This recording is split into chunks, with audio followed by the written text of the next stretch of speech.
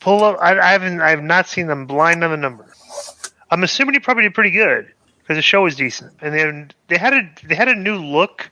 Well, I didn't. It wasn't much different to me, to be honest. Yeah, like everybody's saying, "Oh my god, this new look." I'm like, it's not really a new look. 864 down 12,000.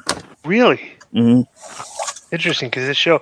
Well, so, but it's funny because it's actually not because Alvarez and like a lot of the dirt sheet Mark podcasters were really raving about the show, and like the formula there has been like if they're raving about the show, then the show's probably not that good, or it's not going to do good in the ratings. And that's been the like that happened here, I guess, because I thought the show was decent too, but since the dirt sheet guys and the Marks thought it was good, it doesn't draw.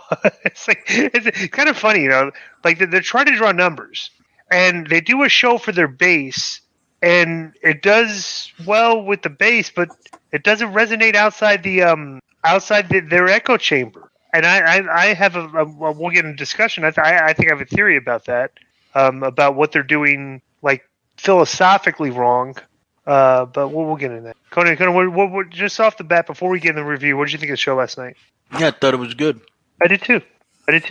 And the thing is that it just feels like they don't have the steam they had before. They kind of seem a little bit stale. They've had a lot of bad shows. So one out of a lot of bad shows doesn't really pop off. You know what I'm saying? Right. There was a time when they were having continuous good shows. They've lost their way. It's not an easy thing to do, or anybody could be a booker. You know what I'm saying? Right. And I'll tell you this. Yeah. Who's gaining a lot of what's the word I want to use? Momentum. A lot of stock in this narrative. CM Punk. Yeah. Yeah, and let me tell you, because the numbers were we've had a significant amount of time he's been off TV, right? And the numbers are significantly compared to the time he was on. Like you could do a pretty good metric that he drew fans, right? Well, he was their biggest star. You Yeah. know? I mean, but he's not an easy guy to deal with. So you got to. Right. It's just at what time do you cut bait? Because we've had it in WCW where you're like, okay, this guy's talented, but he's always showing up late, or he's always showing up, or he doesn't want to do jobs, and there comes a point where you've got to draw the line, right? Let me give you a perfect example. Me and you have over 35 years in the business, right? I've got 30. We have a lot of experience, right? Right. Looking at these metrics, looking at the talent. Looking, everything involved, we would have a pretty good way to navigate this thing, like from experience, correct? Right. Like, Tony's been in this business for how long? Like 3 years, right? 3.5 years. It's like, bro, these things like these. Right. He's still in diapers, bro. And the thing is that I don't want to sound vainglorious. What a tremendous word. That is. Is it a word? Look that up, Joe. It's a word. I want to go. Is it really? Absolutely. I question that. I doubt that. Go ahead, Joe. Look it up and let's shut. Look it up and look at the different definition. I think. Yeah. Vainglorious means excessively proud of oneself or one's achievements. Overly vain. Boom. Okay, so that's all right. So that works here. So, not to sound vainglorious, but the thing is that, bro, it's like anything else. If you've never been a booker, you can read about it. You can talk about it. You can talk to people that were bookers.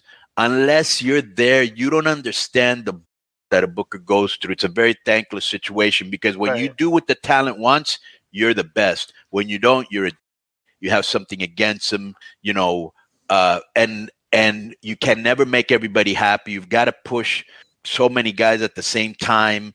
You got guys that don't want to wrestle with other guys. You got guys that, are trying to tell you, hey, these guys are talking to me. I don't know if I'm going to stay. What do you want?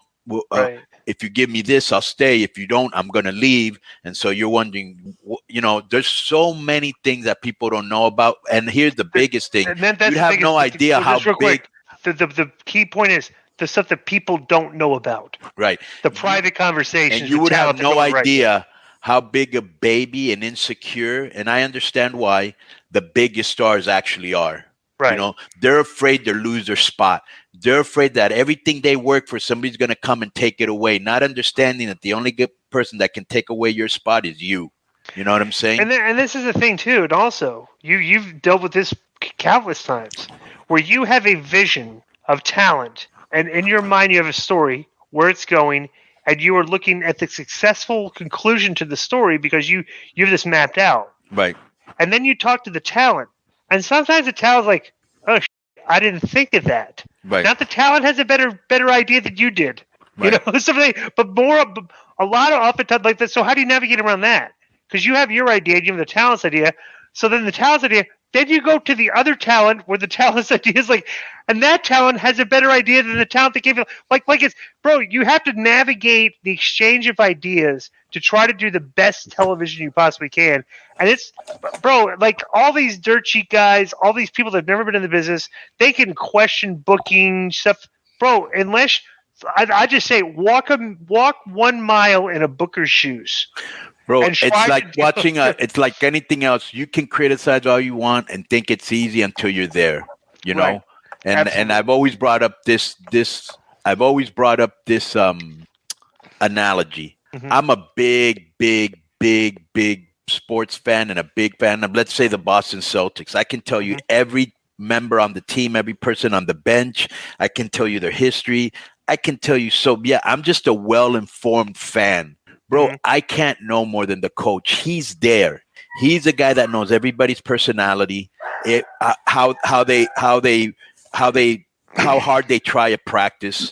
You know, if they even show up. You know, if they're professional. You know, there's so many things that we don't know about. If they're playing with an injury, you know what I'm saying? And so it's easy to second guess people, but you're not there.